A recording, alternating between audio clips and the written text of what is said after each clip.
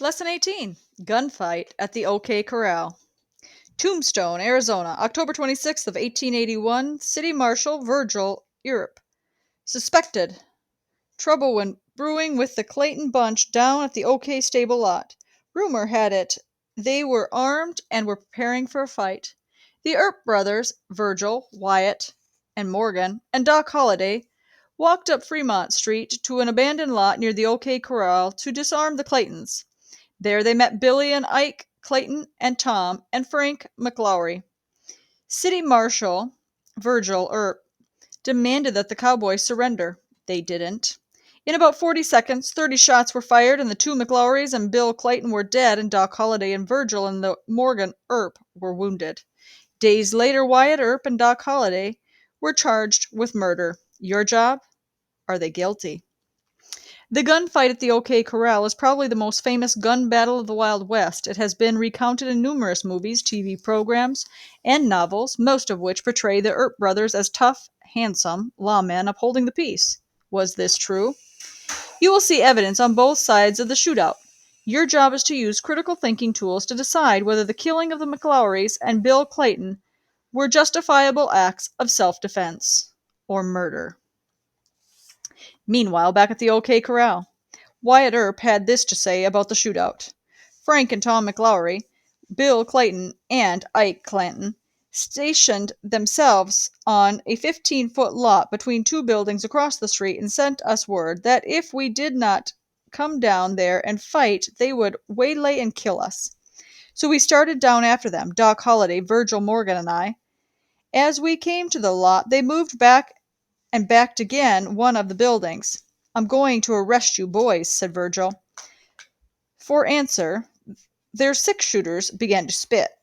Frank McLaury fired at me, and Billy Clanton at Morgan. Both missed. I had a gun in my overcoat pocket, and I jerked it out at Frank McLaury, hitting him in the stomach. Wyatt Earp in the San Francisco Examiner on August 2nd, 1896. Wyatt's statement said three things about the OK Corral gunfight. Number one, the Clanton bunch threatened to kill one or more of the Earp brothers. Two, before the fight started, Virgil Earp tried to arrest them peacefully. Three, the Clanton bunch fired first, and the Earps and Doc Holliday fired in self-defense. There are three things people disagree about. Number one, whether the Clantons threatened the Earps beforehand. Two, whether the Earps gave the Clantons enough warning. Or three, who fired first.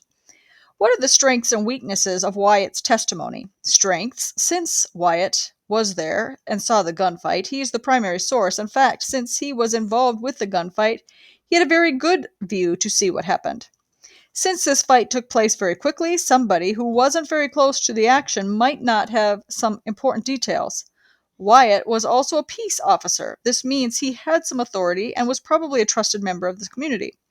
Weaknesses, since Wyatt was on trial for murder, he had a very good reason to lie about what happened. He had a good reason to say he and his brothers shot in self-defense. This second account is from John P. Gray, a bystander who saw the shootout. The three Earps, Wyatt, Virgil, and Morgan, and Doc Holliday had stepped suddenly out on the Fremont Street from the rear entrance of the OK stable lot and immediately commenced firing on the cowboys who were preparing to leave town. It was over almost as soon as it began. A play enacted by the Earps to wipe out those cowboys on the pretense of enforcing the law and carried out under the manner of shooting first and reading the warrant to the dead man afterward. But in this case, I doubt if there was ever a warrant issued. The Earps called out, "Hands up!" and began firing almost simultaneously. John P. Gray. Exercise A. Answer the following questions about Mr. Gray's testimony. 1. Is Mr. Gray a primary source? 2. What did he say was his vantage point on the view of the shootout? Does he say he had a good view to see everything that happened? 3. Does Mr. Gray mention any threat by the Clantons to kill the Earps? 4. What does Mr. Gray say about the intentions of the Clanton bunch before the shootout started? 5. Does Mr. Gray mention anything about the Earps' attempt to disarm the cowboys? 6. Who does Mr. Gray say fired first? 7. Do we know of any reason for Mr. Gray to lie? 8. Which side does Mr. Gray's story corroborate? The Earp side or the Clanton side? 9. What makes Mr. Gray's story strong and what makes it weak? B. Who fired first? Below are some eyewitness accounts of either the gunfight or events surrounding it. For each of the pieces of evidence below, what does the witness say about 1. Who fired first? 2. Did he or she have a good view to see everything that happened? 3. Does the witness have a reason to lie? Number 10. I think it was Holiday who fired first. Their backs were to me. I was behind them. The smoke came from him. I could not tell who fired the second shot. William Allen, bystander. 11. The first 2 shots were fired by Holiday and Morgan Earp. Morgan Earp shot Billy Clanton, and I don't know which one of the McLaury boys Holiday shot at. He shot at one of them, Ike Clanton, participant. C. Did the Earps give enough warning? For each of the pieces of evidence below, what does the witness say about 1. Did the Earps give enough warning? 2. Did he or she have a good view to see everything that happened? And 3. Does the witness have a reason to lie? 12. As soon as I saw them, I said, "Boys, throw up your hands. I want your guns or arms." With that, Frank McLaury and Billy Clanton drew their 6-shooters and commenced to cock them. I heard them go click, click. Ike Clanton threw his hands in his breast this way. At that, I said, "Throw both hands up, with the cane in my right hand. Hold on. I don't want that, Virgil Earp." Number 13. I saw a nickel-plated pistol in particular, which was pointed at one of the party. I think at Billy Clanton. My impression at the time was that Holiday had the nickel-plated pistol. After the remark, "Throw up your hands," was made, the nickel-plated pistol went off. John Benhen, Sheriff. Number 14.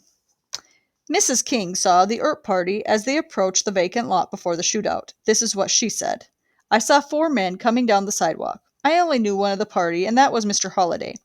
And there were 3 other gentlemen who someone told me were the Earps.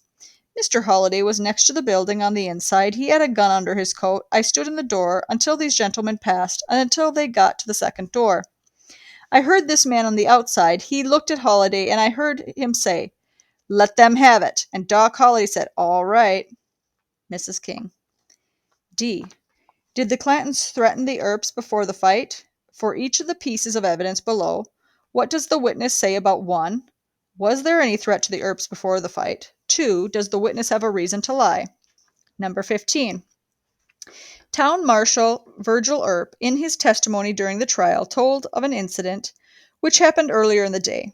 "I found Ike Clanton on 4th Street between Fremont and Allen with a Winchester rifle in his hand and a 6-shooter stuck down in his breeches. I walked up and grabbed the rifle in my left hand. He let loose and started to draw his 6-shooter. I hit him over the head with mine and knocked him to the knees, and took his 6-shooter from him. I asked him if he was hunting for me. He said he was, and if he had seen me a second sooner, he would have killed me. I arrested Ike for carrying firearms inside the city limits. Public court documents record the day showed that Ike Clanton was arrested and fined $25 for carrying and concealing a firearm." 16. I walked from the corner of 4th and Allen Streets west, just across the street. J.L. Funk met me there, and he said, "The cowboys are making threats against you." I told him I would not bother them as long as they were in the corral. If they showed up on the street, I would disarm them. "Why?" he said. "They are all down on Fremont Street there now." Then I called on Wyatt and Morgan Earp and Doc Holiday to go with me and help disarm them. Virgil Earp. 17. Earlier, when Holiday and the Earps appeared on the street, he, Ike Clanton, repeatedly cried, "The ball will open." He had also paid an early morning visit to Fly's rooming house, hunting Doc Holiday with a rifle and a 6-shooter. Kate Elder, citizen and a friend of Doc Holiday. 18. Write a short paragraph describing what you think happened during the gunfight at the OK Corral. Give evidence to support your opinion. References: Die in the West, The Story of the OK Corral Gunfight by Paula Mitchell Marks. The Earps Talk, edited by Turner E. Elford. The Gunfighters by Paul Trackman. And Inventing Wyatt Earp, His Life and Many Legends by Alan Barra. Tombstone, Myth and Reality by Odie B. Folk.